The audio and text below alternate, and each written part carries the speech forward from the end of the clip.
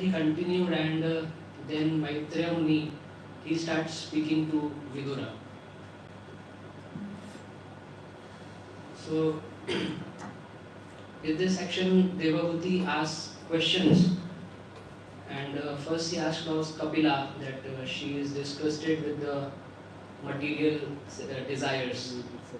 She was disgusted because the material desires was leading her to ignorance, and she asked the Lord to dissipate this darkness.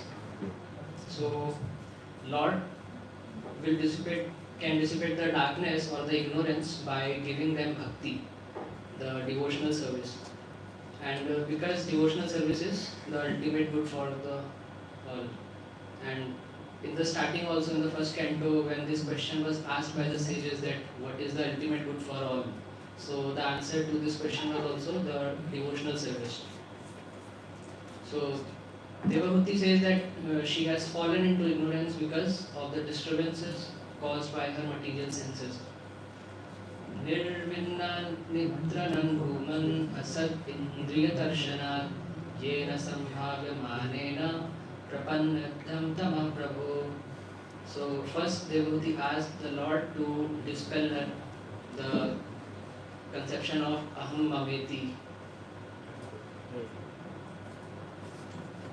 Then to the question that Devahuti asked to Lord Kapila starts addressing, and he starts describing about the Adhyatmic Yoga, which is basically the answer to the question that Devahuti asked. Lord Kapila says, Yoga Adhyatmika Punsam Mato Nishreyasya Me Atyanto Paratiryatra Dukhasya Cha Sukhasya Cha. Kapil Dev says that he considers the Adhyatmic Yoga, which is basically the yoga system concerning the soul, as the most beneficial because it causes detachment from the material happiness and distress. And further ahead, he describes the three limbs of this Adhyatmic Yoga. The first is Bhakti, second is Jnana, and third is Ashtanga Yoga. And then further ahead, Lord Kapila says that all these limbs are easy to perform, and he has described about these limbs earlier also to many great sages. So then comes the attachment of the mind. So in this regard, there are two things. The first is, if mind is attached to the material modes, then it will lead to the bondage. And if the mind is attached to the Supreme Lord, to the devotional service, then it will lead to liberation. And the best process of attaching the mind to the Lord is bhakti. Then Lord Kapila also mentioned the symptoms of a liberated soul, liberated mind. So one transcends material happiness and distress when one's mind is free from the impurities like greed and lust. And these impurities are produced because of our false ego. And then vision of soul, Lord Kapila tells about that when he says that when the vision becomes pure, the soul can see the self to be effulgent and transcendental. And Kapil Dev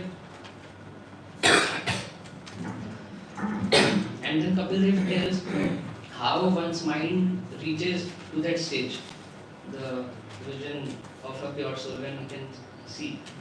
So he tells when bhakti is endowed with jnana and vairagya, then one can see everything in the right perspective.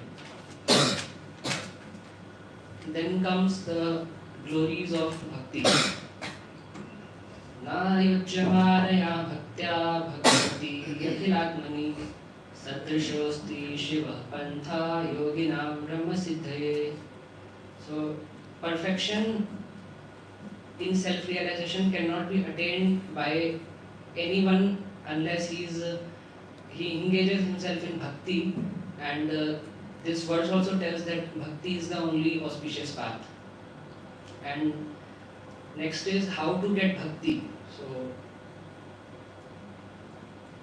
prasangam ajaram pasham atmanah kavayo viduh sa eva sadhu shukrito mokshadvaram apavritam. So the association of sadhus, association of the saintly persons, association of the devotees opens the doors of liberation. And apart from sadhus association, there is materialistic association, which will never open the doors of liberation. Instead it will give the more and more entanglement. And characteristics of a sadhu. So first is the primary characteristics of a sadhu. Mai ananyena bhavena bhaktim kuruvanti ye dridam matkrite tyakta karmanas tyakta swajana parama. A sadhu or a saintly person, he is always engaged in the unalloyed devotional service to the Lord without any deviation. He renounces all the material relations and his actions just to attain the Lord. Then the secondary characteristics of a sadhu. Titikshava karunikaha suhrida sarvadehinam ajatashatravah shantah sadhava sadhu bhushana. So titikshava, he is tolerant, and in the teachings of Lord Chaitanya also taro rapi sahishna. Second, karunikaha, he is merciful. And suhrida sarvadehinam, he is friendly to all the living entities. Ajatashatravah, he is inimical to all. Shantah, he is peaceful. And sadhava, he is always abiding by the scriptures. And sadhu bhushana, all his characters are sublime. And then activities of a sadhu. Madashyaha katha vrishta shavanti kathayanti cha tapanti vividhastapa naitan madgata chetasha. A sadhu is always absorbed in the reading, hearing, chanting, and in remembering the Lord. And as a result, he does not suffer from material miseries. Association with sadhus to get prema.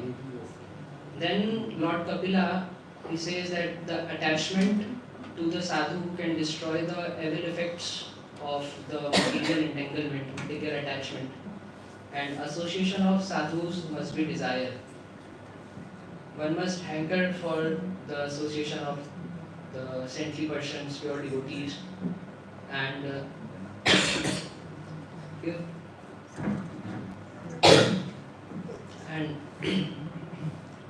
when one associates with the saintly person, sadhus, then the shraddha arises in the heart of a devotee. Satam prasangam mama virya samvido bhavanti yadkarna rasayana tajjoshanadasya pavarga vatmani shraddha jatir bhaktiranutravishati. So Krishna Katha in the association of the sadhus and saintly person is very pleasing for the it is satisfying to the ears, satisfying to the heart, and it can give ruchi, asakti, bhava, and ultimately prema. Then Devahuti asks further questions to the Lord, and she asks, what kind of bhakti should I perform to attain your lotus feet? So this was the next question that Devahuti asked to Lord Kapila. So now the Lord, when Devahuti asked this question, Lord was aware of her mother's purpose of asking the question. He was completely aware. So then he started speaking about the Sankhya, the Bhakti and Yoga with his mother Devahuti. And Bhakti which is suitable for the Lord is which is beyond the gunas, these material gunas, the three modes of material nature. So there are three classifications of Bhakti: Tamasic Bhakti, Rajasic Bhakti and Sattvic Bhakti. So Tamasic Bhakti, Bhakti in ignorance, basically one who is performing this Tamasic Bhakti is always full of envious intentions. He is violent, full of pride and anger. And one who is having such qualities, he cannot have compassion. It's hard to have compassion in his heart. Rajasic Bhakti, or the Bhakti in the mode of passion. So the practitioner who is doing such Bhakti, he is always having the desires of sense enjoyment, and he is always desiring all the things other than the Lord. He desires fame, opulence, like these kind of things. And except Lord, he wants everything, he desires everything. And third is Sattvic Bhakti, Bhakti in the mode of goodness. And one who is performing the Sattvic Bhakti, he desires himself to free from the karma, and he always offers the results to the Lord and worships the Lord.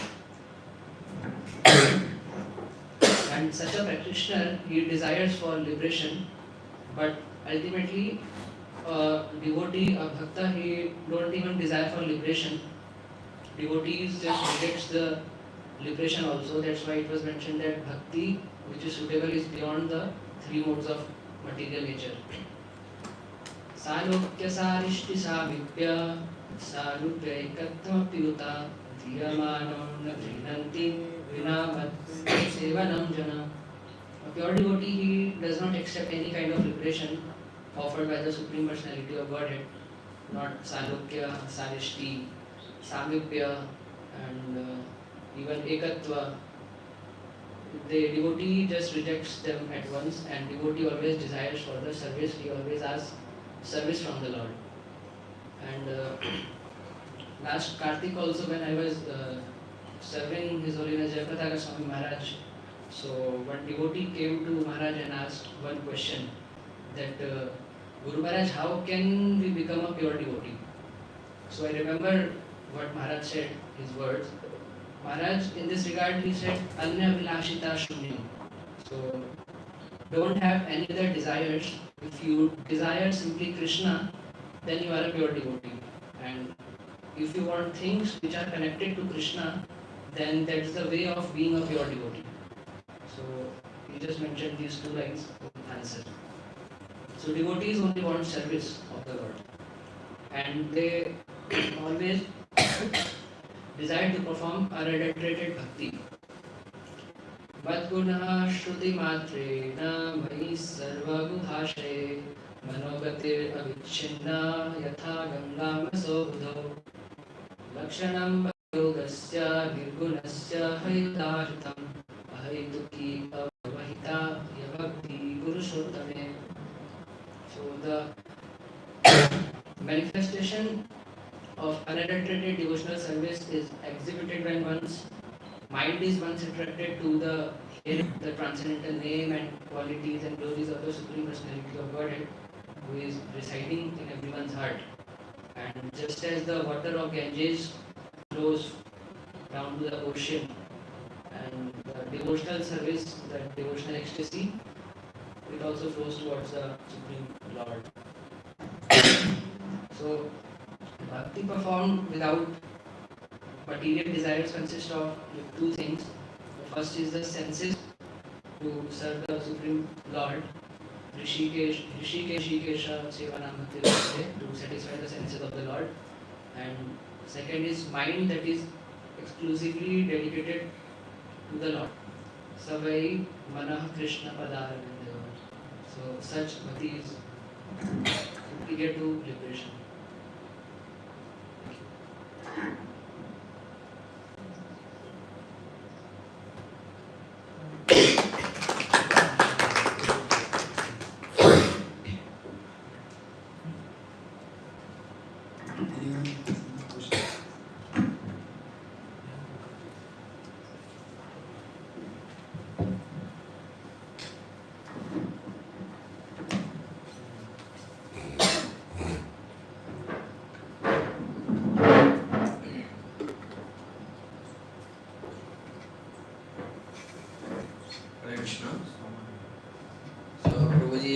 described about bhakti. So you told that devotee do not want even liberation. So you mentioned 5 types of liberation. So what is Sashi? And in which situation devotee can take liberation from God?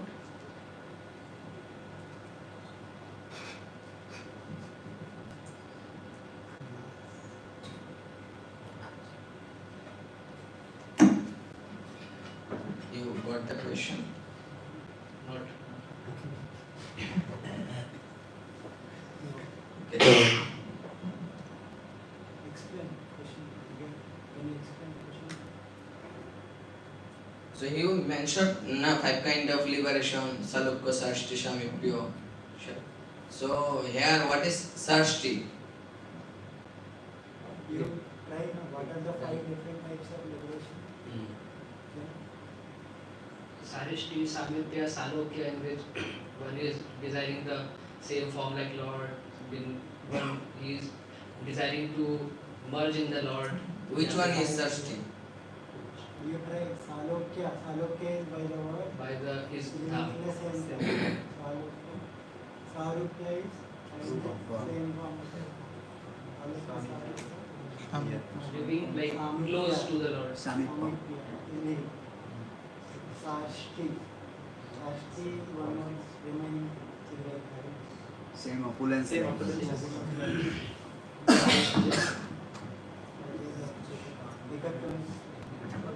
So would you like to answer my next portion of the question? In which situation devotees can take liberation from Lord? Even this point was made from the point of pure devotees who don't desire liberation, but for a neophyte bhakta or maybe who is new in bhakti, he may desire. Even pure devotee, is there any situation he can take? I don't know. He is asking valid question. This is like when explaining that shloka, this is mentioned. When devotees will accept that kind of liberation. While explaining the shloka only. I don't remember that one. Anyone else? Yes.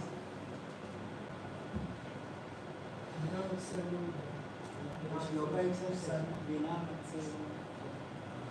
if there is no service, my devotees will not accept these 5. If there is service, then they will accept it. He's paraphrasing that only question.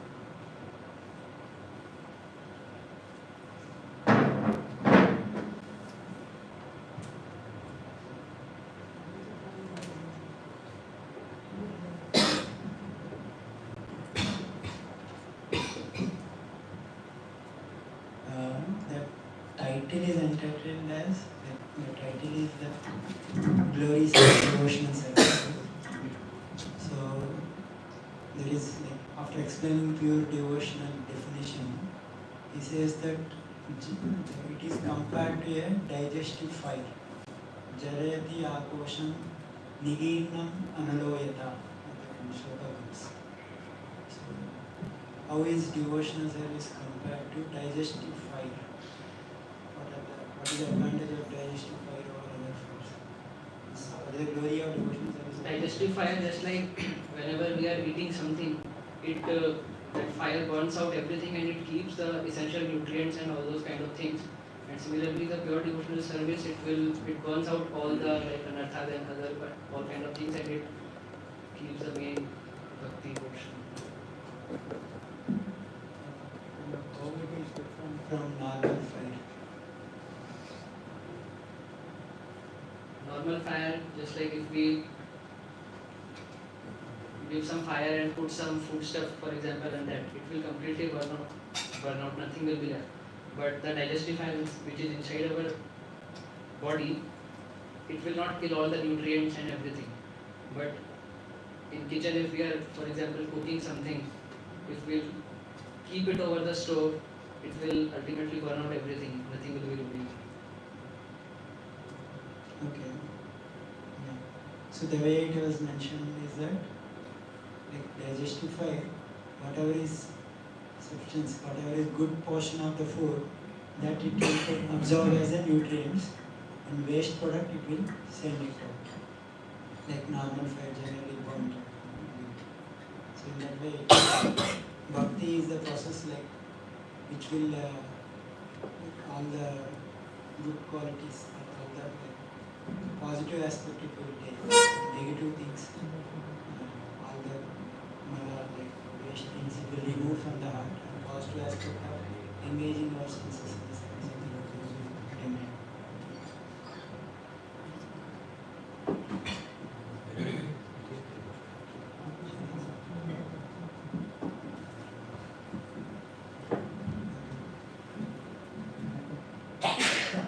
Okay, so just one small observation. Title is Glories of Devotional Service, right? So maybe it was nicely explained all the characteristics of devotional service, mainly the like more suitable title for the presentation you have made. Characteristics of devotion. Mainly explain about what are the different aspects of devotional service. Yeah. And nice presentation. And like presentation, you mainly put like conversation, photos, something maybe some things. If it is some striking points, it is better maybe that is a conventional way of presentation.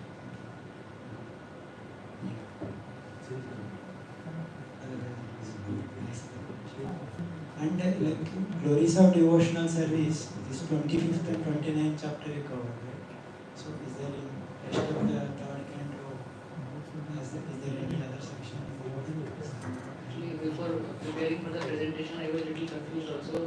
Like, I have to give the, because the chapter is also entitled the same, I have to either give the summary of that chapter or the established. So I was a little confused, so I made the summary of that chapter. Yeah. So because the chapter title is Glories of Devotional Service, but when we are presenting Glories of Devotional Service, the presentation topic generally, like more the title aspect can come more than the flow of the chapter. It can come from any across the that chapters.